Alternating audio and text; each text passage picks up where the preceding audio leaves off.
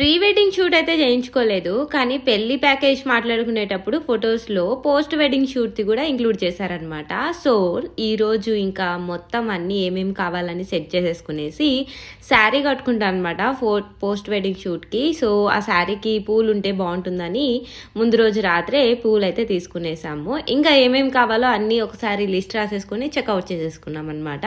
So, next day morning యాక్చువల్‌గా early morning అనుకున్నాము. Outdoor shoot పెట్టుకున్నాం కాబట్టి ఎండ చాలా ఎక్కువ ఉంటుంది. సో ఇంకా అంత ఎండలో ఫొటోస్ అయితే అస్సలు తీసుకోలేము అని చెప్పేసి సో నగరవనంకి అయితే వెళ్తున్నాము. సో ఇక్కడైతే నేను ఫస్ట్ శారీనే కట్టుకొని వెళ్దాం అనుకున్నాను. అదే నేను చేసిన పెద్ద పెద్ద పెద్ద మిస్టేక్ అనమాట. సో శారీ కట్టేసుకునేసి మంచిగా జడ వేసేసుకునేసి ఇంటి దగ్గరే పూలు కూడా పెట్టుకొని స్టార్ట్ అయిపోదాము అని చెప్పేసి అంతా సెట్ చేసుకుంటున్నాను. సో ఇక్కడైతే నేను నా పెళ్లిలో వేసుకున్న జ్యువెలరీ అయితే కొన్ని ఇంక్లూడ్ చేసి వేసేసుకుంటున్నాను. సో ఏం జరిగింది ఇంకా ఎలా ఉండింది అన్నది నెక్స్ట్ వ్లాగ్లో చూసేయండి. ఇప్పటికైతే ఈ శారీ అవుట్ఫిట్ ఎలా ఉందో కామెంట్ చేసేయండి అండ్ నెక్స్ట్ వ్లాగ్ కోసం వెయిట్ చేసేయండి.